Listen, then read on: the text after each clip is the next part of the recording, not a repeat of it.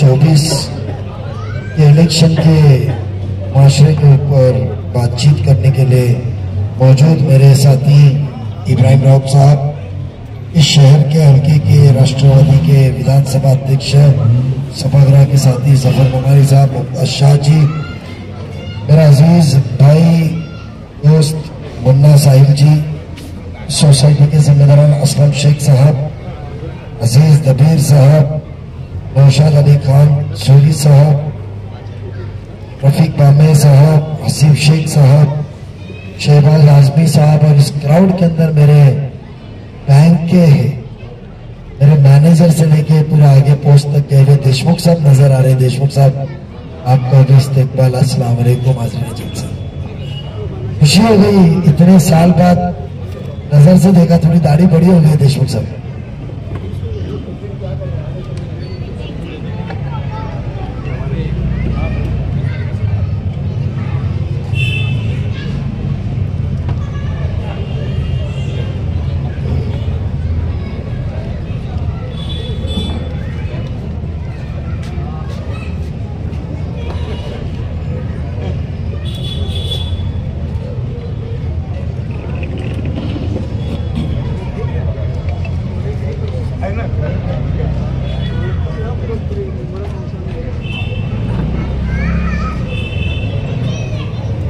आज आपको इलेक्शन के मौजू पे, क्योंकि कहीं ना कहीं किधर ना किधर 25 साल की सियासती नुमाइंदगी की जिंदगी के अंदर आप में तो आपके कोई रिश्तेदार या दोस्त एवं कहीं ना कहीं मेरा ताल्लुक आया होगा काम के सिलसिले से, और आपको इतना तो यकीन है कि काम करने वाला लड़का है, काम करते रहता है।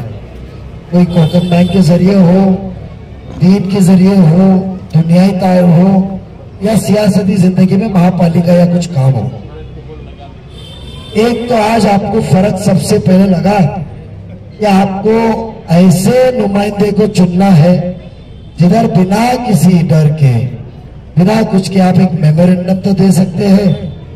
इसके पहले इतने आपने आमदारगी के इलेक्शन में दिए, किसी ने पहले आपको पूछा कि आपके मसले क्या है? पूछा किसने? आपकी तकलीफ क्या है, डिमांड क्या है? आए, कॉलर किए 10 पुलिस, हिंदू मुस्लिम, जिहाद 20, और गाड़ी में बैठ के भाई अपनापन महसूस हुआ, अपनापन महसूस हुआ।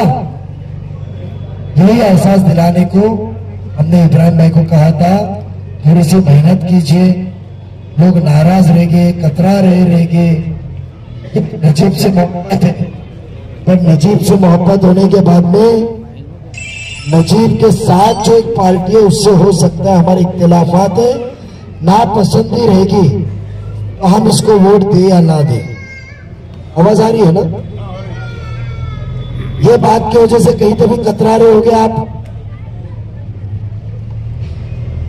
कुछ 2 हफ्ते पहले जावेद कबीर, कौन सी बिल्डिंग है वो, क्यों वहां पर बहुत से सेक्रेटरी और उनकी मीटिंग थी। आपको जो पहला मुद्दा है ना, ये आज आपने लिखा है, उस मीटिंग में कोई मेमोरेंडम नहीं था, कोई डिमांड नहीं थी, मगर एक फिक्र, उसके साथ साथ दूरअंदेशी, विजन, तीसरा जज्बा खिदमत। खिदमत अलग अलग तरीके की होती है। किसी को कलेक्टर ऑफिस में काम अटकाए चले गए, फोन किए, वो भी एक खिदमत है। किसी को हॉस्पिटल में डॉक्टर से बात करने को चले गए, वो भी खिदमत है। किसी के लिए पुलिस स्टेशन में गए, किसी का पानी मसला, किसी का टैक्स का मसला, किसी का एडमिशन का मसला, किसी का बैंक पे कर्जे का मसला, कुछ भी मामला हो सकता है, वो खिदमत में आता है। तो जज्बे खिदमत क्या साथ होता है कि हम वो नुमाइंदे हैं जो अवाम की जरूरत क्या, क्योंकि अल्लाह ने हमको जब एक आलिम होता है जो दीन के अंदर काम करता है, वो आलिम तो बन जाते हैं, मुफ्ती बन जाते हैं, फिर वो जब खिदमत में लगता है तो बड़े से उनकी मुलाकात होती है, उसके बाद में आलिमों से, मुफ्ती से, अच्छे अच्छे लोगों से मिलते, वहां ख्यालात एक दूसरे के सामने शेयर करते हैं और उनको उनके अंदर कुव्वत बढ़ती है, वो अच्छे से और मसले का हल करते हैं। सेम मामला हमारा है। बगैर मांगे हमने कहा था कि इस दौर का मुमरा में सबसे पहला नशेबान ये वो सब तो मेरे चाचा ही थे, आर्किटेक्ट एमएस बापे साहब, आर्किटेक्ट जो थे सलाम रावल के और इनके मोहम्मद हुसैन बापे साहब। उस दौरान पे फिर एक और कॉम्प्लेक्स था जो बचपन में हम जब राबोरी से कोई कौसा गांव या रिश्तेदारी में आते थे शादी में, देखिए एक और आलीशान कॉम्प्लेक्स था। लोग मुमरा के उस दौरान में वफा पार्क देखने को आते थे। ये बात सच है। आज बिल्डिंग का 20 साल पुराना एलिवेशन देखो, सुल्तान मालदार, इम्तियाज पीरजादे, मुश्ताक खोत, शोएब बर्डी, इकबाल सरदार, राशिद खान, क्योंकि ये वफा के आपके सब चेक कोकन बैंक में गए थे, इनका अकाउंट कोकन बैंक में था। बराबर है ना देशमुख साहब? वफा का उस दौरान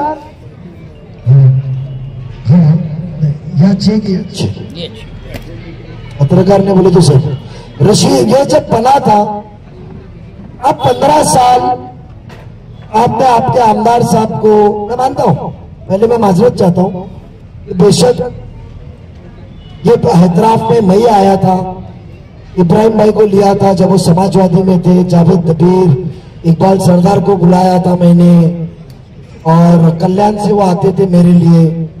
तो मेरा ननियाल कल्याण का है, डोन फैमिली का, अम्मी डोन फैमिली के कल्याण की, तो वो उनको बुलाते थे हम लोग और मेहनत करते थे। मैं मानता हूं बट क्यों अलग हुआ वो मुख्तसर आराम से आपको बताऊंगा। बेशक आपको आप ये कहोगे कि बेटा तूने अच्छा किया।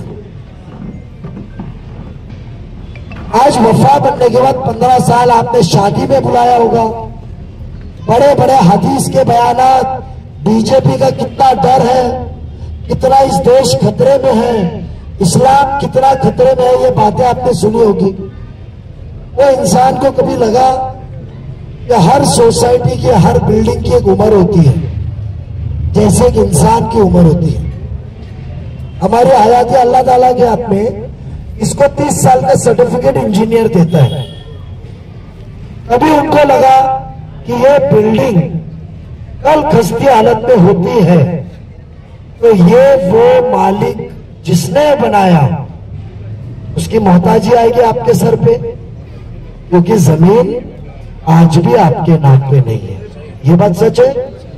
इसीलिए आपने पहला मुद्दा लिखा, क्योंकि जमीन आपके नाम पे नहीं, इसके लिए पहला मुद्दा निकला कन्वेंस डीड। क्यों मोहताजी चाहिए? ये बिल्डिंग लीगल है। कभी उनको लगा कि यह आवाम ने आपके ऊपर एतबार करके, मैं 2 अंदाजों में बोल रहा हूं, मैं आपको आपके मसले बता रहा हूं। वो स्थानिक आमदार जो जिहाद, बीजेपी, इस्लाम, दीन, विशालगढ़, चाचा मनियार चाचा, ये जो बात कर रहे, जो आपके पास आ रहे, बीजेपी के नाम से हमारे बारे में बदगुमानी फैला रहे, वो 15 साल में उनको कभी लगा कि ये कन्विंस करे? नहीं।